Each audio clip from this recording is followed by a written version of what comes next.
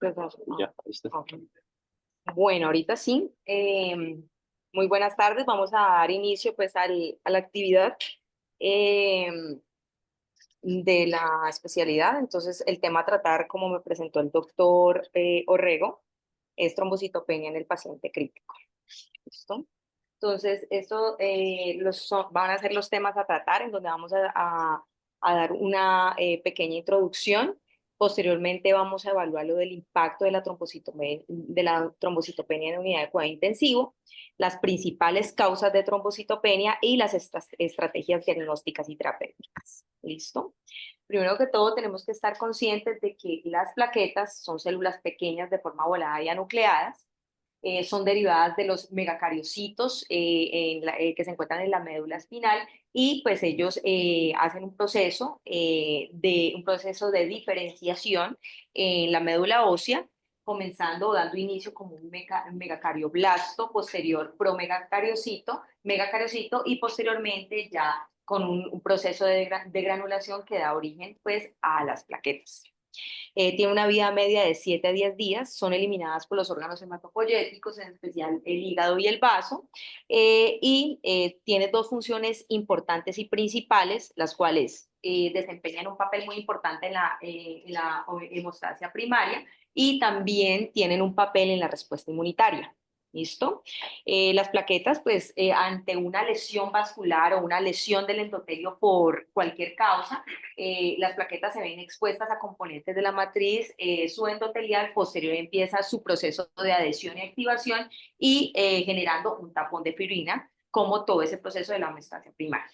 En cuanto a la respuesta inmunitaria, a través de los receptores tipo TOL, se unen directamente a diferentes microorganismos, especialmente las bacterias, y activan toda una serie de células inflamatorias, entre ellos los neutrófilos, a través de las interacciones entre células y las liberaciones de citoquinas. ¿Listo? Entonces, desde el inicio vamos pensando que no solamente desempeñan un papel en la coagulación, sino que también es un marcador o es una célula que interviene en la respuesta inflamatoria.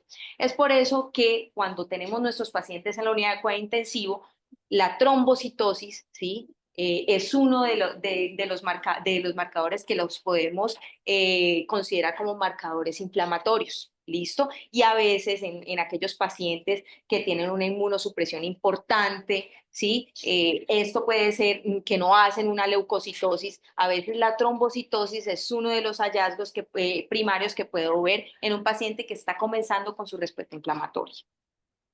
¿Listo?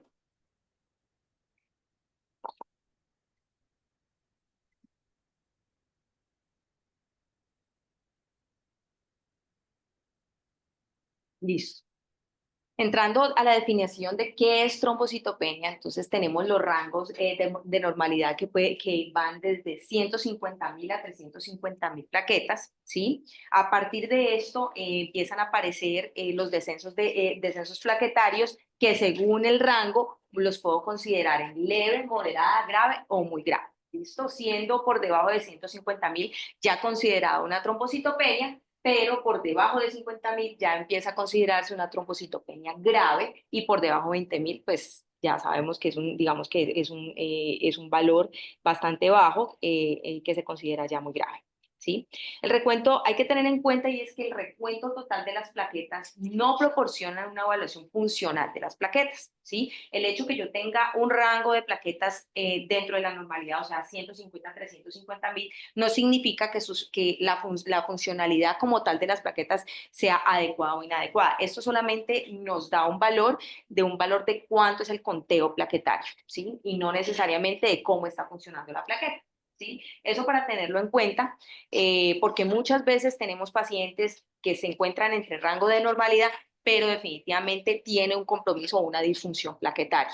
Esto hace que, por supuesto, su compromiso o su función, si su función plaquetaria no está adecuada, pues también tengan algún compromiso. ¿Listo? Tener en cuenta que las plaquetas bajas se asocian a un mayor riesgo de sangrado, y a un mayor riesgo de mortalidad. Eso lo vamos a ir viendo ahorita más adelante. ¿Listo? En cuanto a la epidemiología, la prevalencia al momento del ingreso a la unidad de cuidado intensivo puede oscilar entre 8.3 a 67.6. Es muy variable. Además de eso, durante su estancia, esta incidencia puede oscilar entre 14 y 44. ¿Y a qué se debe toda esta variabilidad de la presentación de la trombocitopenia? Evidentemente, digamos que está muy asociada a la condición del paciente, a la etiología por la cual ingresa el paciente, ¿sí? Y a las características de la UCI en donde estamos, en donde tenemos nuestros pacientes, ¿sí? Obviamente no es lo mismo un paciente que esté en choque séptico a un paciente que acaba de salir de un posoperatorio de una revascularización miocárdica. Todas estas condiciones contribuyen a la identificación de este paciente tenga alguna trombocitopenia pues, o algún grado de trombocitopenia en la unidad, ¿sí? La trombocitopenia es un predictor independiente de mortalidad y se asocia a mayor estancia hospitalaria, a mayor requerimiento de soporte vasoactivo.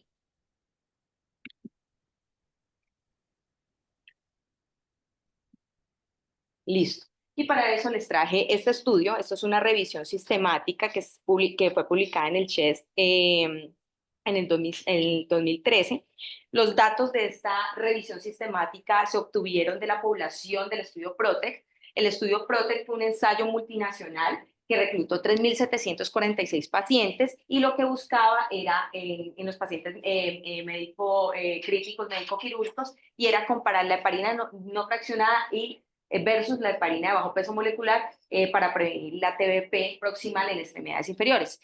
Digamos que estos 3.746 pacientes, esta misma población se cogió para hacer esta revisión sistemática y lo que buscaba ese estudio era evaluar la incidencia de la trombocitopenia y estimar la relación de la trombocitopenia con los requerimientos de transfusión, el sangrado mayor, la estancia en UCI y la mortalidad. ¿Sí? Lo que se evidenció es que en estos pacientes, en esta población, en estos pacientes en estancia en UCI, ¿sí? Lo que más se evidenció era que sí hacían una trombocitopenia, pero la mayoría de los rangos de trombocitopenia estaba por encima de 150, ¿sí? O sea, no, era muy poca pues, el porcentaje de los pacientes que hacían menores de 50.000, ¿sí? Entonces, en estos pacientes que recibieron esta tromboprofilaxis, la incidencia pues era más entre los rangos moderados y los rangos altos, menos en los severos. Hacían más trombocitopenias entre mayor de 150. Listo. En cuanto al mayor riesgo de sangrado, a mortalidad en la UCI y a mortalidad hospitalaria, evidentemente los hallazgos fueron estadísticamente significativos, o sea, estos pacientes se morían más, ¿sí? Se morían más, tenían mayor estancia, tenían mayor riesgo de sangrado, ¿sí? Entre más severa era la trombocitopenia, pues mayor mortalidad tenían y pues mayores complicaciones. Entonces, eso para mostrarles que este sí es un factor importante y que la trombocitopenia sí es un factor independiente de mortalidad. Listo.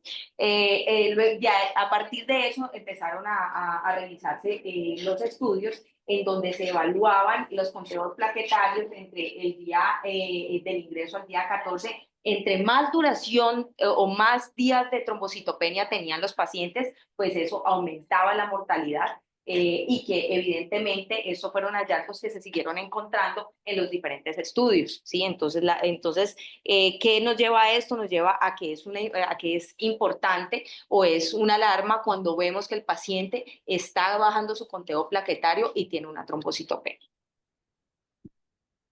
¿Listo? Esto para mostrarle que también lo que se evalúa en los scores de severidad, ¿sí? Estos pacientes en donde tenían un rango alterado de plaquetas tenían más score más alto, utilizando pues el Apache y el SAPS. Entonces, esto pues obviamente aumentaba lo que es la mortalidad. Revisando todos estos estudios en cuanto a la incidencia, en cuanto a al impacto que tiene la trombocitopenia en la unidad de cuidado intensivo, sabemos o llegamos a la conclusión de que hay una importante asociación entre trombocitopenia y mortalidad encontrada en los diferentes estudios, que independientemente del valor absoluto, una caída de las plaquetas mayor del 30% desde el nivel de admisión, pues desde que ingresa el paciente como tal a la unidad, pueden tener hasta 4 veces más probabilidad de morir, ¿sí? Durante su estancia hospitalaria. y que los pacientes con un recuento, un recuento de plaquetas que no se recuperen durante su estancia en UCI, pues también, entre más días de trombocitopenia tenga el paciente dentro de su estancia en UCI, pues más probabilidad de morir. Bueno, entonces ya entrando como tal al abordaje de trombocitopenia en la unidad de cuidado intensivo, yo les traje este abordaje que me parece muy importante, en donde nos vamos a hacer varias preguntas dentro de la unidad, ¿sí? Entonces, primero, ¿estamos ante una trombocitopenia real o estamos ante una pseudotrombocitopenia? Digamos que esa es una de las primeras preguntas que tenemos que hacernos, ¿sí? Y eso tiene mucho impacto y hay que evaluar cómo se tomó la muestra, ¿sí? Lo segundo es, ¿este paciente está sangrando o no está sangrando? Lo otro es, debemos de considerar pensar en una MAT, en una eso, microangiopatía trombótica, ¿sí? Debemos de pensar en ello también. Lo otro es, ¿qué medicamentos está recibiendo nuestro paciente? ¿Sí? Porque los medicamentos son una condición y sabemos que nuestros pacientes de la unidad de cuidado intensivo tienen una polifarmacia importante y muchos de los medicamentos que nosotros administramos en la unidad puede ser el causante de una trombocitopenia. Lo otro, el paciente está séptico, ¿sí? Sabemos que la sepsis es una de las principales causas de ingreso de pacientes. Ese paciente se transfundió, estamos ante una causa por hemodilución, otra pregunta importante, y si este paciente se encuentra con algún soporte mecánico externo, hablando de ECMO, de balón de contrapulsación, ¿listo? Entonces, básicamente, con estas preguntas, nosotros vamos enfocando nuestro paciente en la unidad. Entonces, primera pregunta, confirmar la trombocitopenia. Es importante saber cómo se tomaron las muestras, teniendo en cuenta que las plaquetas, cuando están expuestas a sustancias como el EPTA, que es el ácido etildiaminotetracético, ¿sí? En los tubos de recolección, ¿sí? Estos in vitro hacen lo que producen es que se empiezan a producir anticuerpos contra la superficie de la glicoproteína 2B3A, ¿sí?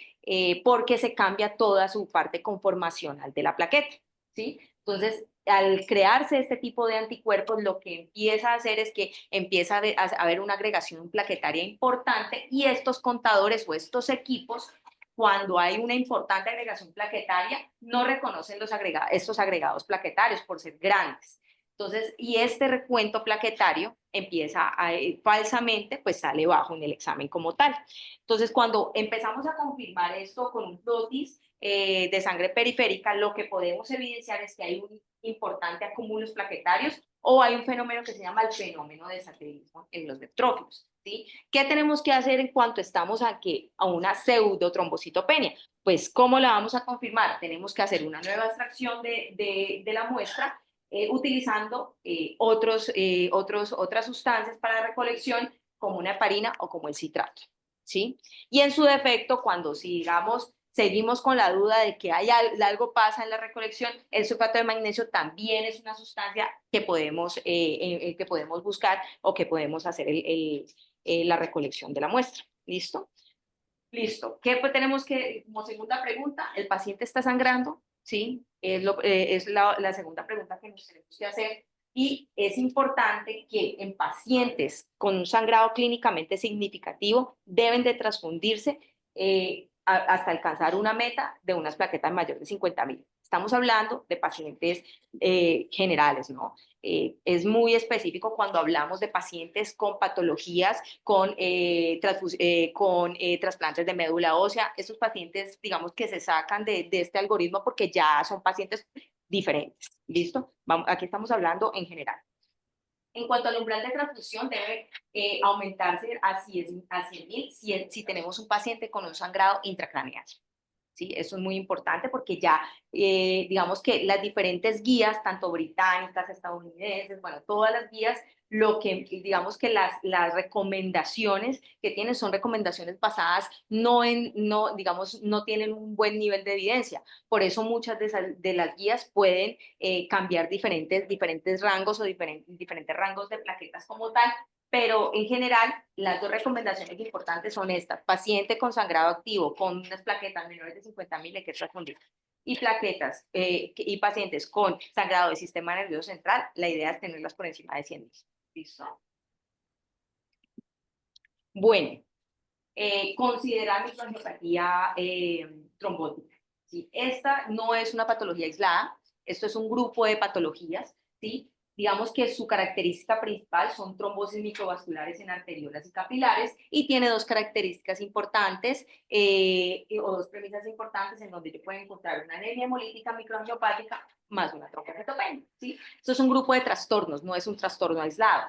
En donde podemos encontrar trastornos primarios y trastornos secundarios. Como primarios tenemos la púrpura trombocitopénica trombótica, el síndrome hemolítico urémico y la mediada por fármacos. Y secundarios tenemos la CID, la hipertensión grave y el GERD. Digamos que vamos a tocar el tema de algunos de ellos, no todos, sí, pero creo que los que más nos genera impacto en la unidad de cuidado intensivo son los que vamos a tratar aquí. ¿Listo? Empecemos con la púrpura trombocitopénica trombótica. Entonces, en cuanto a la etiología adquirida, puede oscilar entre un 90-95%. Esa es generada por anticuerpos inmunoglobulina G adquiridos inhibitorios contra la ADAM13. Ya les voy a contar pues, sobre la fisiopatología. Y en cuanto a la incidencia, su incidencia es 0.37 por 100.000 personas por año. En cuanto a la hereditaria, que es autosómica recesiva, es de 5 a 10%, en donde su etiología o su fisiopatología como tal hay una mutación hereditaria del ADAMS13. Y a tener en cuenta, el embarazo es una causa precipitante y puede oscilar entre el 5 al 10% de todos los casos de PTT. ¿Listo? Entonces, por eso las poblaciones embarazadas ya sabemos que pueden tener una gran predisposición a ser púrpura trombocitopénica. ¿Y qué pasa? ¿Cuál es la fisiopatología? Entonces tenemos que hay una deficiencia funcional de una proteína de excisión, o sea, que me fragmenta como tal el factor de von de Willebrand. Entonces, ¿qué es el ADAMS13? ¿Sí? Cuando hay una deficiencia funcional de este ADAMS13, lo que empieza a acumularse es que este factor empieza a acumularse y hay una importante adhesión y una activación plaquetaria, siendo pues importante que digamos que estas grandes acumulaciones de estos multímeros se llenan de plaquetas, ¿sí? Lo que hace que empiecen a formar microtrombos ricos en plaquetas, ¿sí? En cuanto a la clínica, entonces podemos estar ante un cuadro de una trombocitopenia, una anemia hemolítica, síntomas neurológicos de lesión renal y fiebre. No todos estos signos pueden encontrarse en estos pacientes, porque incluso más del 90% de estos pacientes pueden estar afebriles, el 50% pueden no tener ninguna alteración de su estado mental y su función renal puede ser normal. ¿Listo? Digamos, en cuanto al diagnóstico, tenemos tres herramientas importantes. Obviamente, el hemograma como tal, y además de eso, todo el perfil de hemólisis que debemos de hacer en este paciente, la LDH, la aptoglobina, las bilirrubinas y el índice de reticulocitos, ¿sí? El extendido de sangre periférica importante, en donde se va a presentar presencia de esquistocitos, y el ADAMS13, en donde su nivel severamente bajo, menor del 5%, pues confirma el diagnóstico. ¿Cuál es el inconveniente, obviamente, pues del ADAMS13? Y es que, pues obviamente, en múltiples instituciones no lo tenemos a la mano, o sea que digamos, las herramientas en las que nos vamos a enfocar es, obviamente, la clínica y, obviamente, pues todo el factor y el perfil de hemólisis y el extendido de sangre periférica. ¿Okay? Definitivamente, la púrpura trombocitopénica trombótica tiene una mortalidad importante. Si no se da un manejo, puede llegar a una mortalidad hasta el 90%. Con plasmaféresis puede disminuir el 20%, y la sobrevida, pues definitivamente en este paciente son pacientes que toca hacer un manejo emergente, ¿sí? Porque pues tiene una alta mortalidad. ¿Listo? Bueno, luego entramos a la coagulación intravascular diseminada. La coagulación intravascular diseminada es un síndrome clínico. Se caracteriza por una activación intravascular de las vías de la coagulación que posteriormente da a la generación de fibrina, ¿sí? Puede llevar a una disfunción multiorgánica, un consumo de todos los factores de coagulación, un consumo de plaquetas, ¿sí? Y consecuente, pues, ocasionar una hemorragia importante. Digamos que su fisiopatología se basa más que todo, digamos, en esa desregulación que hay entre la coagulación y la fibrinolisis, puede presentarse una expresión excesiva de factor tisular y una generación de trombina. Son múltiples causas que pueden generar o que me puede llevar a un CID. Una de ellas, pues, es la liberación de citoquinas inflamatorias. Es por eso que la sepsis es una de las principales causas de CID. También puede haber otras condiciones como una mayor expresión del factor tisular en las células mononucleares, y eso se ve en muchas malignidades. Por ejemplo, hay células malignas que aumentan o que son hiperproductoras de factor tisular, que me pueden generar daño en el endotelio y que me puede, pues, desencadenar toda una cascada. Las lesiones de las células endoteliales vasculares, el trauma, ¿sí? La exposición a moléculas procoagulantes, por ejemplo, el líquido amniótico, por lo cual digamos que toda esta exposición puede generar toda esta cascada de la coagulación con consumo concomitante. Esto básicamente, ¿qué es lo que pasa en una activación de la homeostasia? Lo primero que se va a hacer es la formación de los coágulos con una trombosis de la microcirculación y posteriormente isquemia, pero obviamente porque se agota todos estos componentes, puede llevar al final pues a una hemorragia. Entonces, ¿qué pasa? Tengo las condiciones que me van a generar un aumento de ese daño en el endotelio, un aumento de ese factor tisular, sea infección, sea trauma, sea pues malignidades, otra causa, me va a alterar el endotelio, me va a producir un aumento del factor tisular, a desencadenar toda la cascada de la coagulación y por ende pues a que ocasione toda esa desregulación, ¿sí? Entonces, la plaqueta se activa, hay una producción excesiva de trombina y formación de coágulos microvasculares.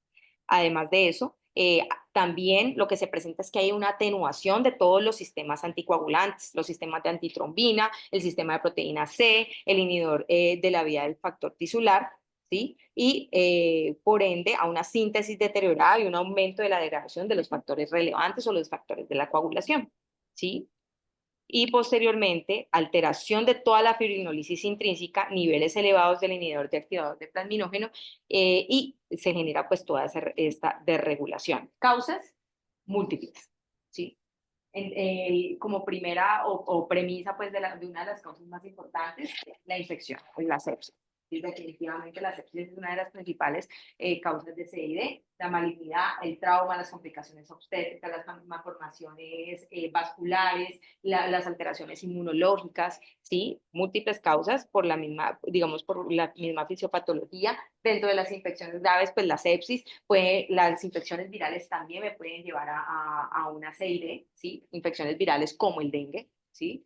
La micosis, los tumores sólidos como el tumor de estómago, páncreas, próstata, pulmón, mama, las neoplasias hematológicas, por supuesto, ¿sí? Por eso en estos pacientes, digamos que el seguimiento de todos esos factores es importante, pero definitivamente entre el 25 y el 60% de los pacientes con sepsis como una de las causas principales de CID.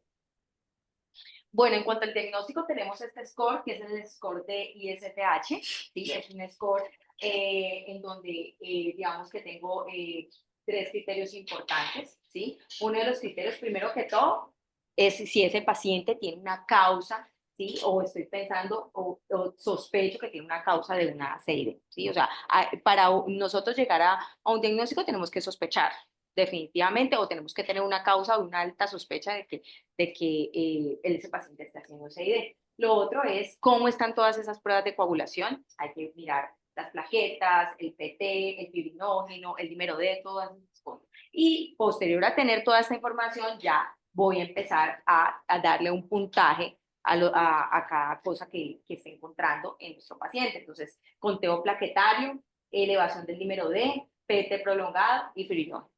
Sí, esto me da pues un puntaje en donde mayor de 5 pues se considera pues una alta sospecha pues de una alta probabilidad de CID, ¿sí? Entonces debe sospecharse en todo paciente que grave con trombocitopenia con alteración de toda la coagulación, ¿sí? Entonces el estudio de validación es este estudio que se publicó en el 2004. Este estudio lo que buscaba era validar prospectivamente este sistema de puntuación para evaluar la viabilidad, la sensibilidad y la especificidad en una serie consecutiva de pacientes en cuidado intensivo. Fue un estudio prospectivo de cohortes de 217 pacientes y lo que arrojó es que este score pues, arrojó una sensibilidad del 91% y una especificidad del 97%. Este fue el primer estudio de validación. Dentro del diagnóstico tenemos varias herramientas, entonces el extendido de sangre periférica y por supuesto las pruebas viscoelásticas, que si las tenemos debemos usarlas y debemos saberlas pues interpretar, porque esta es una herramienta que nos va a ayudar mucho digamos, aclarar el diagnóstico sobre ese IDE. ¿Listo? Y en cuanto al tratamiento, la primera premisa o la primera pauta importante es el manejo de la causa subyacente, obviamente la administración de todos los hemocomponentes con unas metas importantes y es un recuento de plaquetas mayor de 50.000, un PT y un PTT menor de 1.5 veces lo normal y un nivel de fibrinógeno mayor de 1.5 gramos sobre litro. ¿Listo? Bueno, y lo siguiente es, ¿qué medicación está recibiendo este paciente? ¿Listo? Y aquí vamos a entrar al tema de la trombocitopenia inducida por medicamentos.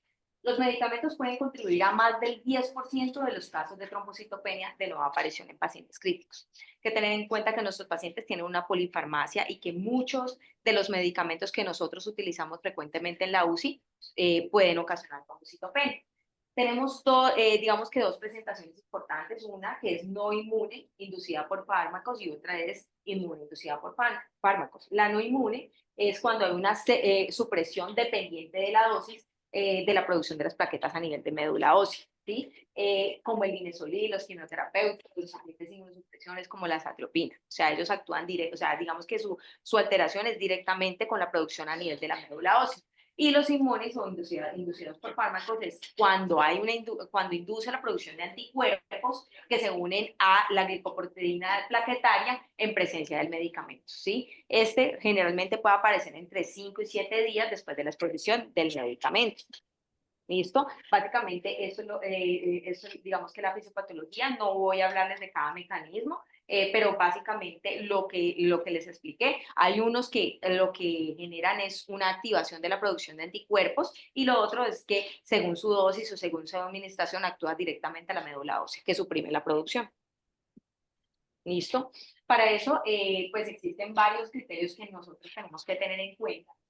Nosotros no podemos sospechar, no podemos tener como primera posibilidad de que la trombocitopenia sea asociado a medicamentos. Sí, hay que tener en cuenta que esto es multifactorial, ¿sí? Y por eso salen esos tres criterios cuando tengo una sospecha de que el paciente está presentando trombocitopenia secundaria a medicación. Uno es que digamos, coincida con que la administración de este medicamento me genere trombocitopenia, ¿sí? O sea, que en presencia de este medicamento empezó la trombocitopenia y que al retiro de este medicamento la trombocitopenia se resuelva. El otro criterio es que ese haya sido el medicamento que yo introduje y que esté asociado a la trombocitopenia. O sea, no puedo decir que si empecé linezolid y empecé omeprazol al mismo tiempo, entonces puedo decir de que el linezolid es el causante de la trombocitopenia. No, porque he iniciado dos medicamentos al mismo tiempo, entonces no puedo diferenciar si es uno o el otro. ¿Sí? Eso es importante. Lo tercero y uno de los criterios que a mí me parecen más importantes y es el descartar las otras causas de trombocitopenia. ¿Sí? Yo no puedo asociar la trombocitopenia a medicamentos si no he descartado las otras causas. Y lo otro es que este paciente empiece con trombocitopenia posterior a la reexposición, ¿sí? A la reexposición del mismo medicamento. Entonces, si ese paciente, yo ya lo tuve con ese medicamento, presentó trombocitopenia o sospecho que presentó y lo reexpongo y nuevamente, definitivamente eso es uno de los criterios. No sirve que sea un solo criterio, ¿sí? Es importante tener claro eso. Es importante que si tengo los 4 criterios, pues definitivamente sí debo asegurar que es secundario a medicamentos, pero cuando tres de ellos o uno, pues digamos que la probabilidad ya cambia un poco. La lista de los medicamentos que producen trombocitopenia. Creo que más del 60% de estos medicamentos que están aquí los usamos nosotros en la unidad, ¿sí? Entonces hay que tener, y muchas veces utilizamos más de uno. ¿Listo? Y bueno, digamos que una del interés de la charla era el tratar la trombocitopenia inducida por heparinas. Creo que es un tema que nosotros abordamos mucho en la unidad de cuidado intensivo, que lo tenemos como una alta sospecha en las UCIs, pero creo que tenemos que evaluar si definitivamente tenemos claro cuál es la incidencia y tenemos claro a qué se debe esta trombocitopenia inducida por heparinas. Entonces, la trombocitopenia inducida por heparinas, lo que se genera es que hay una producción de anticuerpos tipo IgG del huésped contra los complejos del factor plaquetario 4, ¿sí? Entonces, este factor entre PF4 y heparina, cuando, digamos, está presente en la circulación, lo que hace es que hay un aumento en la producción de inmunoglobulinas. El dominio FC de estos complejos inmunes se une al receptor plaquetario, al receptor FCR2A, y esto provoca que haya una agregación plaquetaria y posterior activación plaquetaria. ¿Listo? Con un importante consumo intravascular de la plaqueta y que pues, se traduce en la trombocitopenia. Es poco común, poco común. Tiene una incidencia que puede ser tan baja como el 0,2%. O sea que no es la primera sospecha diagnóstica ante un paciente con trombocitopenia. ¿Sí? Y eso, digamos que eso es lo que queríamos dejar claro en la presentación, y es que no puede ser la primera sospecha. O sea, no podemos siempre pensar en esto. Miren, la incidencia es muy baja. Tiene los factores de riesgo para HIT, básicamente es el uso de la heparina no fraccionada y la cirugía cardíaca, como en los diferentes estudios, como dos de las causas importantes de HIT confirmada. En estos entornos la incidencia puede subir hasta el 3%, ¿sí? Pero digamos que no es la primera posibilidad diagnóstica. A nivel histórico, y digamos, para tener en cuenta, y es que el primer caso que se reportó con una sospecha de HIT fueron por dos cirujanos, Weissman y Tobin, en donde se evaluaron 10 pacientes que desarrollaron trombosis paradójica mientras recibían terapia con heparina. Esto fue pues en 1958. Posterior a esto empezaron a revisarse todas estas características clínicas a través de investigación sistemática, en donde los confirmados fueron dos pacientes que tenían todas esas características clínicas, y de ahí para allá, pues a nivel histórico, empezaron a aparecer las pruebas, las sospechas y las pruebas confirmatorias como tal, que me podían apoyar el diagnóstico de HIT, y posteriormente, pues el score que les mostraré más adelante. Entonces, este artículo para mostrarle que se evaluaron en diferentes escenarios, tanto en aquellos pacientes que se sometían que en las UCIs cardiovasculares, posoperatorios de cardio, pacientes ortopédicos, y mire que su incidencia sigue siendo muy baja. En las que más se evidenció una incidencia importante eran a los pacientes que tenían algún soporte mecánico, como un balón intraórtico, pues un ECMO como tal. ¿Sí? En cuanto a epidemiología, entonces los anticuerpos anti-PF4 heparina son poco comunes. Pueden oscilar de entre 0,3 a 0,5% en pacientes sanos, ¿sí? Por eso la incidencia, bueno, y esto es muy importante porque la incidencia en los diferentes estudios lo que evidenció era que varía según el entorno clínico, ¿sí? En estos, digamos que una de las condiciones que se evidenció y que más en los estudios se ha comparado es el uso de la no fraccionada con la de bajo peso molecular, y se evidenció que se asociaba mucho pues al uso de la heparina no fraccionada más que la de bajo peso molecular, y que también se relacionó mucho en la dosis del fármaco, ya sea terapéutico o profiláctica. Y para eso les traje este primer estudio que se publicó en 1995. Esto es un ensayo clínico aleatorizado doble ciego, en que se comparaba estos dos tipos de heparina, la no fraccionada y la heparina bajo peso molecular, en donde como profilaxis de cirugía de cadera. Se estudiaron 665 pacientes, de los cuales se evidenció plaquetas menores de 150.000, y se documentaron los anticuerpos IgG para el factor y dependientes de heparina, ¿sí? O sea, esto fueron pruebas confirmadas con anticuerpos. ¿Listo? Ay. Bueno, ¿y qué se evidenció? Primero que todo, pues se evidenció que los pacientes que estaban tratados con heparina no fraccionada hacían más HIT y por ende hacían más eventos trombóticos, ¿sí?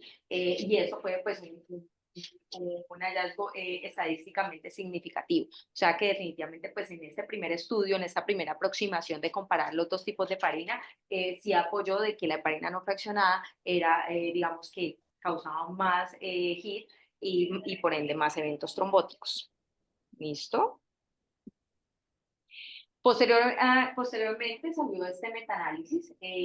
Este metaanálisis fue publicado en el 2005, en donde también lo que se buscaba era obtener la información sobre los riesgos comparados pues, de HIT entre la heparina no fraccionada y la heparina de bajo peso molecular.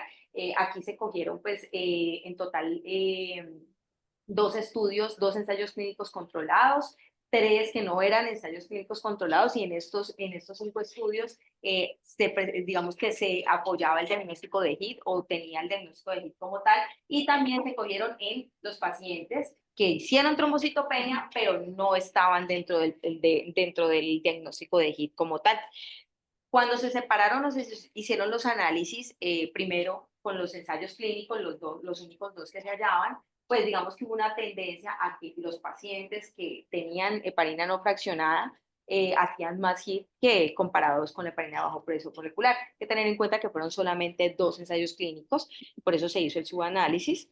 Y posteriormente, pues ya se cogieron tanto los que eran ensayos clínicos como los que no eran ensayos clínicos comparando la no fraccionada con la heparina de bajo peso molecular, en donde, por supuesto, la heparina no fraccionada era, digamos que era una de las condiciones importantes para desarrollar HIT.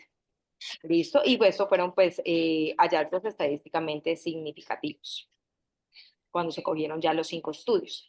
Ya cuando se cogió en total los 10 estudios, este hallazgo ya no fue, digamos, estadísticamente significativo a favor de la heparina no fraccionada versus la heparina de bajo peso molecular. Hay que tener en cuenta que en estos estudios se incluían los ensayos clínicos en donde se diagnosticó el HIT, los de cohortes y ensayos clínicos que también se abordó como HIT y solo los pacientes que tenían trombocitopenia en la o sea, sin pensar pero, o sin abordar pues, la etiología como el HIT. ¿Listo? Entonces, ¿qué podemos concluir? Que es considerablemente más frecuente con el uso de heparina no fraccionada y con heparina de bajo peso molecular, siendo de que la trombocitopenia aislada no es un factor que solamente podemos arrojar como una causante de HIT. ¿Listo? Eso es importante tenerlo en cuenta. ¿Listo? En cuanto a su fisiopatología, entonces vamos a tener en cuenta que tenemos el PF4, que es una proteína plaquetaria con carga positiva, ¿sí? Que se almacena en los gránulos alfa de la plaqueta. La heparina digamos que es un compuesto que está altamente cargado negativamente, por lo cual cuando obviamente la heparina actúa sobre el IPF4, obviamente tienen una afinidad importante a nivel de carga, ¿no? Sin embargo, hay que tener en cuenta que cuando tenemos unas dosis importantes de una carga negativa o una carga positiva, pues empieza pues todo su sistema de repeler, ¿no? Entonces, por eso la dosis y por eso la presencia de PF4 también puede influir en la formación de estos complejos, ¿listo? Ahí, pues normalmente. Entonces, posteriormente se liberan en grandes cantidades en los sitios de activación plaquetaria. El PF4 se libera, digamos, en una importante cantidad en estos sitios, ¿sí? Y se unen a los glicoaminoglicanos con carga negativa en las células endoteliales, o sea, se pegan al endotelio, que desplazan la antitrombina unida y vuelve todo el medio un medio protrombótico. ¿Listo? Listo, entonces tener en cuenta que estos receptores o estas proteínas tienen mayor afinidad con la heparina, ¿sí? Y que las infusiones de heparina desplazan ese PF4 liberando de los sitios de unión hacia la circulación. Entonces, por eso, digamos que las infusiones, es muy diferente poner una infusión de heparina a una heparina pues a horario, ¿sí? Y esto es por esta razón. ¿Sí? Porque estos están cargados negativamente e interaccionan con los FP4 que están cargados positivamente. ¿Listo? Entonces, esto hacen, pues, lo que se genera cuando administramos heparinas, que hace una formación de estos complejos inmunogénicos, como un complejo PF4 heparina. ¿Listo? Entonces, en cuanto ya entrando a la fisiopatología, cuando se forman estos complejos PF4 heparina, ¿sí? Hay una producción de las inmunoglobulinas que contra estos complejos. Cuando estas inmunoglobulinas se unen a estos complejos, por ende van al receptor FC de la plaqueta y lo que hacen es que activan la plaqueta. Esta plaqueta se pega al endotelio y empieza a liberar partículas procoagulantes, a reclutar más plaquetas y aumentar su agregación plaquetaria. ¿Sí? Obviamente con la disminución del número de plaquetas por esa misma agregación y por disminución de las plaquetas circulantes. ¿Sí? Entonces, esta plaqueta lo que hace también es que estimula la producción de trombina, o sea, por la formación de trombina, y me va a generar un estado de trombosis. Además de eso, este tipo de complejos, ¿sí? Lo que también me ocasiona este complejo pegado al endotelio es que aumenta la producción del factor tisular. Esta producción del factor tisular no solamente me reacciona en la plaqueta como tal, sino también en las células inflamatorias, hablando monocitos, neutrófilos y células endoteliales como tal. Entonces, mire, en el monocito también estos complejos me generan una reacción importante porque estos complejos empiezan a hacer unos sistemas de señalización a través de las sinasas, ¿sí? Y una regulación positiva del factor tisular que me va a generar más trombina, ¿sí? Y esos monocitos también se unen a todas esas plaquetas y entonces ya no voy a tener solamente agregación plaquetaria, sino que voy a tener células inflamatorias unidas a la plaqueta. Y por eso es tan importante que entendamos que las plaquetas hacen parte del proceso inflamatorio, ¿sí? Y es porque ellas también hacen uniones con los monocitos, con los neutrófilos y pues por ende pegándose a las células endoteliales. A nivel del neutrófilo inician toda la activación del neutrófilo, inician su sistema de degranulación, una regulación positiva y de todos esos promotores de adhesión, ¿sí? Entonces también hay una importante agregación de neutrófilos y de monocitos, porque eso también me estimula todas esas moléculas de CCAM y BCAM para promover la adhesión al endotelio. Y en la célula endotelial como tal, también lo que se genera es que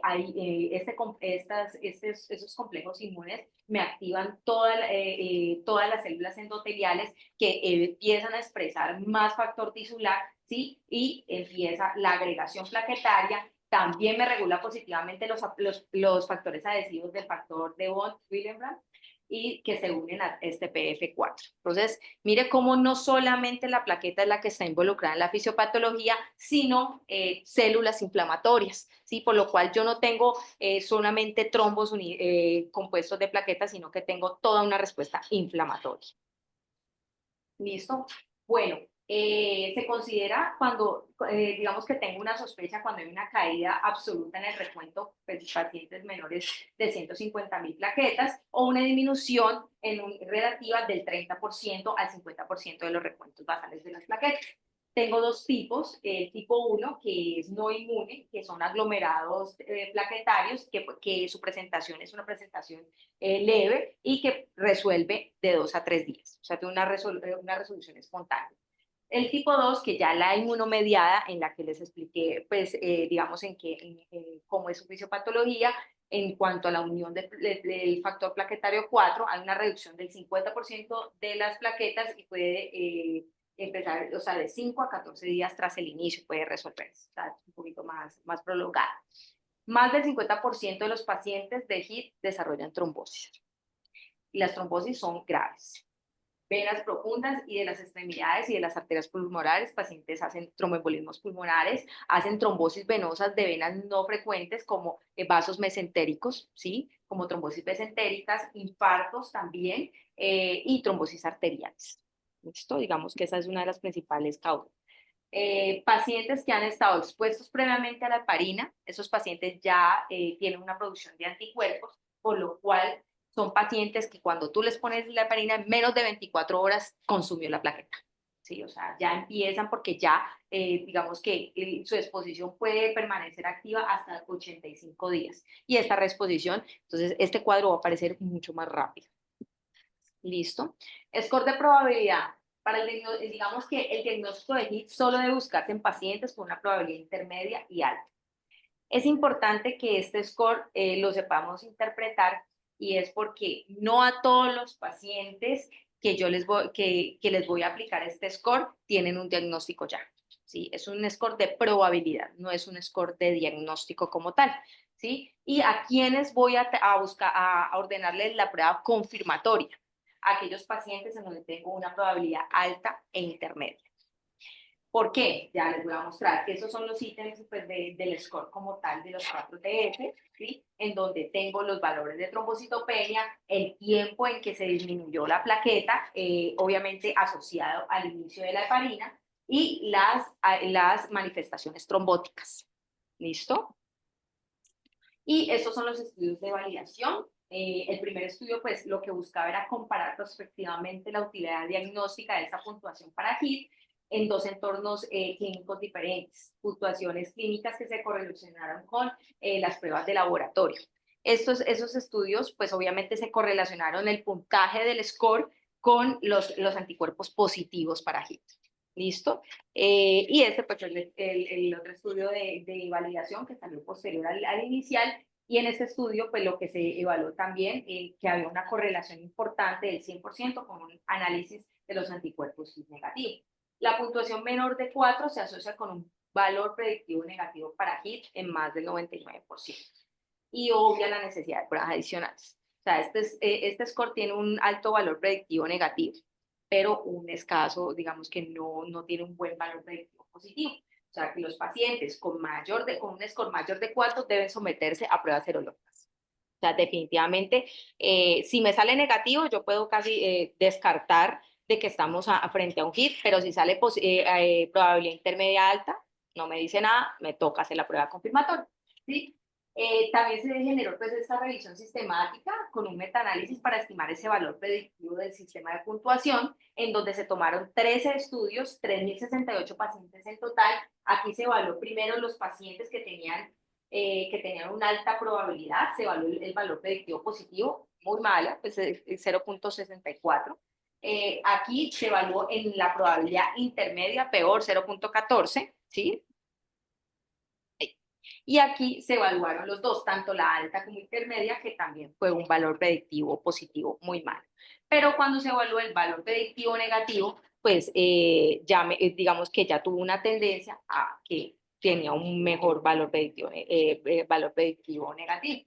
Entonces, una puntuación de este score de baja probabilidad parece ser un medio sólido para excluir aquí. O sea, los pacientes con puntuaciones de probabilidad intermedia alta, toca confirmar. No me dice nada. ¿Listo? Bueno, en cuanto al diagnóstico, la prueba de oro, los ensayos de activación plaquetaria, que son los ensayos que nosotros llamamos ensayos funcionales. ¿Sí? Aquí tenemos el ensayo de liberación de la serotonina, el ensayo de agregación plaquetaria y los ensayos de activación plaquetaria. Lo que me permite este tipo de paraclínico es detectar ese anticuerpo capaces de unirse al receptor FCR2A plaquetario. ¿Sí? Tiene una especificidad mayor del 95, un valor predictivo positivo entre 89 y 100 y una sensibilidad entre 56 y 100, muy variable. ¿Sí? Sin embargo, pues el obtener este tipo de pruebas, pues no tiene muy buen acceso pues, en las diferentes instituciones, es difícil, se demora, entonces pues digamos que no tenemos otra de las herramientas adicionales que son las herramientas de los inmunoensayos, que es como el ELISA, que es la detección del IgG, que mide la presencia de anticuerpos, pero contra el receptor, los inmunocomplejos EPF4 heparina. ¿Sí? Digamos que estos inmunoensayos no tienen tanta sensibilidad y especificidad como los funcionales, pero son una herramienta que si lo tenemos lo podemos usar con una sensibilidad del 96% y una especificidad del 89%. ¿Cómo se reporta? Entonces se reporta un informe cuantitativo como una densidad óptica. ¿Sí? Entonces, cuanto más alto sea el umbral de densidad óptica utilizado para identificar esta, pues más probabilidad, digamos que más me apoyará el diagnóstico. Entonces, el punto de corte utilizado es 0.4 y tiene una sensibilidad mayor del 99%. Entonces, definitivamente, pues es una herramienta que pues si la tenemos, obviamente, ¿cuál es la dificultad? Que también, a pesar de que, digamos que en algunas instituciones se puede adquirir, pues no en todas tenemos el acceso. Bueno, en cuanto al tratamiento, el primer pilar de tratamiento, uno es la transición a un anticoagulante sin heparinas. Lo primero que hacemos nosotros ante una sospecha de un HIT es quitarle la heparina, ¿sí? Pero dejamos desprotegido a nuestro paciente y hay que tener en cuenta eso, ¿sí? Dejamos, entonces, la solución no es quitar la heparina, la solución es hacerle una transición, o sea, hay que cambiarle a un anticoagulante o a una profilaxis que no tenga pues la misma fisiopatología, la misma función de la heparina. Entonces, por ejemplo, una de las herramientas, los inhibidores de factor 10A, como el fondaparinux. Entonces, definitivamente ese paciente no lo podemos dejar desprotegido, ¿sí? Porque pues ese paciente nos termina con unas complicaciones importantes. Lo otro, las transfusiones de las plaquetas deben evitarse. Solo se recomienda el sangrado activo en pacientes que se van a someter a un procedimiento invasivo asociado con un alto riesgo de sangrado. Y lo tercero es el uso de la warfarina está contraindicado, ¿sí? O sea, no puedo iniciarle warfarina a este paciente hasta que el recuento esté mayor de 150.000, ¿listo? ¿Por qué? Porque la warfarina también me va a predisponer a que se reduce la proteína C y exacerba pues la trombosis. ¿Listo? Ese es el algoritmo, básicamente, pues para cuando yo tengo una sospecha de HIT, entonces, si estoy ante una probabilidad intermedia alta, una probabilidad baja, ya sabemos que si con el score tenemos una probabilidad baja, pues definitivamente seguimos con la heparina y esa no es la etiología de la trombocitopenia. Pero si tenemos una intermedia alta, pues primero que todo hay que hacer la transición, quitar la heparina y iniciar un anticoagulante alternativo, solicitar pues el ELISA si lo tenemos disponible y pues ahí lo que les conté sobre pues, los resultados y lo que voy a hacer pues con estos pacientes. ¿Listo? Bueno, la siguiente pregunta, ¿el paciente está séptico? Entonces, lo que les estaba diciendo es una de las causas más comunes de la trombocitopenia en UCI y puede contribuir a un recuento bajo de plaquetas hasta un 75%, ¿sí? La incidencia de esta trombocitopenia en pacientes con sepsis varía según la gravedad de la enfermedad, ¿sí? Entonces, eso hay que tenerlo en cuenta. Entonces, todas estas condiciones me pueden llevar a una de las principales causas que es la CID. Yo con este paciente séptico, como lo tengo inflamado, como lo tengo con un importante compromiso, hay una disminución de la producción de la médula ósea, un consumo de plaquetas en los lechos, puedo tener procesos de hemofagocitosis y un secuestro de plaquetas y la hemodilución, como de los bueno, definitivamente este artículo se los traje porque ese artículo lo que permitía era evaluar la trombocitopenia temprano durante el choque séptico y se asoció definitivamente a mayor riesgo de muerte en el día 28. Identificar los factores de riesgo asociados con recuento bajo de plaquetas. Este es un estudio de cohortes prospectivo multicéntrico observacional que se realizó en 14 UCI de Francia en 1.486 pacientes. Definitivamente la trombocitopenia se asocia con mayor mortalidad, se asocia con mayor estancia en unidad de intensivo y se asocia incluso con mayor mortalidad a los 28 días. ¿Sí? Entonces, es importante que este sea uno de las alarmas para nuestro paciente. Entre más severa la trombocitopenia, más se mueren los pacientes. ¿Listo? Considerar hemodilución. Entonces, la trombocitopenia dilucional es una complicación bien conocida en los protocolos de transfusión masiva.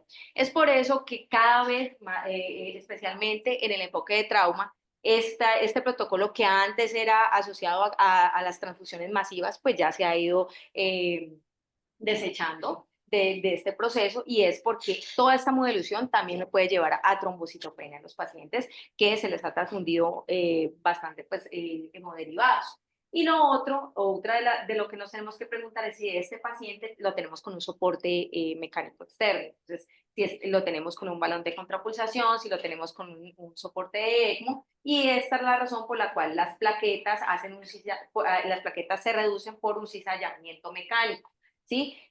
Para eso pues les traje este estudio que es un ensayo aleatorizado de ECMO para pacientes de SDRA y lo único pues que les voy a mostrar es que la trombocitopenia fue uno de los importantes, digamos, de los importantes hallazgos en este paciente que se sometió a ECMO. ¿Sí? En el 27% de los asignados aleatoriamente a ECMO desarrollaron trombocitopenia grave. Y entonces es una de las alarmas para aquellos pacientes que los tenemos en ECMO. ¿Listo? ¿A quién transfundir? Importante, hemorragia activa, plaquetas menores de 50.000, cirugía mayor o procedimientos invasivos menores de 100.000, neurocirugía, neurointervencionismo menores de 100.000, cirugía cardio o algún procedimiento de hemodinamia menor de 100.000, catéter venoso central menor de 20.000, PL ¿sí? Menor de 40.000, hay unas guías que lo que son muy explícitos, o sea, que tiene que estar por encima de 100.000, ¿sí? Como les digo, los criterios de transfusión son muy variables en las guías, no tienen un buen grado de evidencia, ¿sí? Una baja evidencia en todas las recomendaciones, pero digamos, pues tenemos que trabajar con lo que tenemos hasta ahora. Para llevar la trombocitopenia en la UCI es común, ¿sí? Especialmente entre aquellos del choque séptico, pero es multifactorial. Tenemos múltiples factores en nuestros pacientes para hacer trombocitopenia. Se correlaciona con un pronóstico adverso, es un marcador independiente de mortalidad, ¿sí? Múltiples mecanismos pueden contribuir a la trombocitopenia y diferenciar las diferentes causas pertinentes. Puede ser un desafío para nuestros pacientes críticos. Importantísimo, revisar bien la historia clínica, la enfermedad actual, la causa por la que ingresó, qué es lo que está presentando en este momento, ¿sí? Antes de pensar en las causas menos frecuentes, antes de pensar en el HIT, tenemos que evaluar todo el paciente y mirar otro tipo de causas de trombocitopenia. Recordar que la trombocitopenia asociada a heparinas es un diagnóstico de descarte. Sí, es un diagnóstico de descarte con una muy baja incidencia. O sea, no es la primera posibilidad diagnóstica ante nuestro paciente crítico. ¿Sí? Y las estrategias óptimas de transfusión de plaquetas para prevenir o tratar el sangrado en pacientes en UCI no están claras, una baja evidencia, ¿sí? Pero pues con lo que tenemos que trabajar y eso era lo que les traía. Muchas gracias.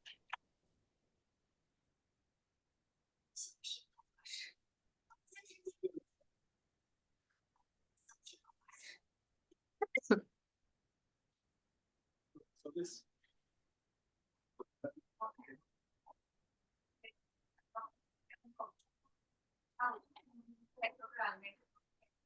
como siempre les he dicho, las intervenciones en la voz son tantas que atribuir algún efecto a solo un intervento,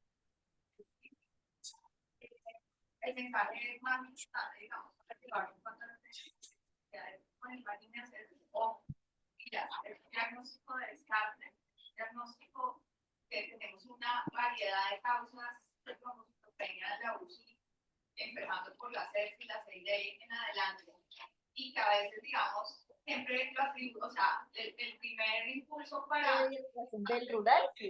¿Dónde? mierda. ¡Ay, re bien! ¡Felicitaciones! La mierda, si yo sé dónde queda esto. Llegan a mandar para allá, no, gracias. Yo me muero. Yo digo que yo no voy. Ni a vaya, voy allá. Prefiero quedarme 9 meses en la familia. Te lo juro. Y voy a pasar trabajo y que me maten. No, pues sí, claro, ¿cómo está? Gracias. Preferible. Prefiero vivir estudiando.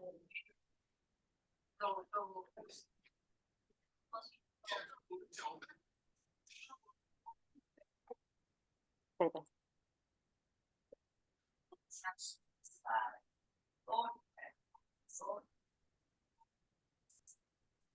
La evidencia que tú hiciste de las pruebas tomográficas en CID, ¿de dónde salió eso? No, doc, yo no, de las pruebas viscoelásticas no, digamos que no nos Decía centramos. que habilitar. Ah, sí, o sea, no, solamente, digamos que, Apartadito delante. sí, lo que pasa es que, digamos que en las diferentes revisiones de HIT, de trombocitopenia como tal, especialmente generada por CID, por ejemplo, más que todo en el trauma, en la paciente obstétrica, en todas, digamos, esas condiciones, aparecía que las pruebas viscoelásticas, pues, pueden ser una herramienta que nos puede orientar a la etiología, pues, de algún trastorno plaquetario. Sí, básicamente, pues, eso fue pero como muy somero, pues, nada. Ajá, a disfunción de cómo está funcionando como tal todo el sistema de la coagulación, exactamente. Realmente lo que ha mostrado ahí en ese punto específico del parto es la orientación del manejo por algoritmos en los 4 escenarios. En los 4 clínicos escenarios. que acá vemos: código rojo, trasplante hepático, cardiovascular y trauma. Y trauma. Sí, básicamente. Creo que tenemos un tema dentro de nuestras revisiones asignado para hablar más de eso. En relación al libro que usted decía, ¿no? Es muy sobre, y lo que yo les he dicho en las revistas, como muy sobre diagnosticado. Sobre diagnosticado, sí, señor. Sí. y claramente es un proceso que se da después de haber iniciado la heparina de entre 3 y 5 días. Ujú. Y que tenga un episodio trombótico Exacto. importante, como Incluso, ajá, como evento coronario agudo o alguna trombosis mesentérica, o grande, o de pronto que tengan isquemia, microtrombosis distales. ajá, o presencia de isquemia De hecho, distal. en el score de Gide eso es uno de que Exactamente. está dentro de, de Del, las variables ajá, a evaluar, sí. como conteo plaquetario, tiempo transcurrido Ujú. de la trombocitopenia en relación al Sí, señor. basal como tal. Sí, señor. Bueno, y entonces si uno tiene un paciente, pues, no sé por qué se me perdió un poquitico la mañana porque saben que no hablar, no lo dijiste, y si lo dijiste, pues lo dices para saber. Tengo un paciente crítico con trombocitopenia, le pongo, pero necesita profilaxis o necesita anticoagulantes, pero está trombocitopenia. ¿Qué hacer ahí? ¿Le pongo la heparina o no le pongo la Entonces, profilaxis? o sea, lo primero que tenemos que mirar es cuál es la etiología de la trombocitopenia, porque es importante, por ejemplo, el paciente con choque séptico. A ver, o sea, estamos ante una trombocitopenia, pero ¿está séptico? ¿Esa es la etiología? ¿Sí? ¿O en qué estamos? Entonces, primero es tratar la causa, ¿sí? Por supuesto, tengo que mirar en qué rango está la trombocitopenia. Con eso voy a tomar decisiones. Por ejemplo, si el paciente está con mayor de 50.000, definitivamente tengo que ponerle su tromboprofilaxis. Si el paciente está sangrando o no está sangrando, o sea, si está sangrando activamente, pues definitivamente no puedo ponerle, digamos, exactamente. Sí, pero digamos que si yo tengo un paciente mayor de 50.000, puedo sin duda empezar, tengo que empezar. La profilaxis. Sí. Y la podría empezar sin ningún problema La podría empezar. Pero de bajo peso molecular. Sí. Preferiblemente. No, digo, ¿no? Creo que es una relación de 10 a 1 la incidencia mayor con heparina no fraccionadas. Preferiblemente heparina de bajo peso molecular. Sí, pues porque sí. Exactamente. Lleva a la agregación y lleva a los eventos trombóticos grandes. Exactamente.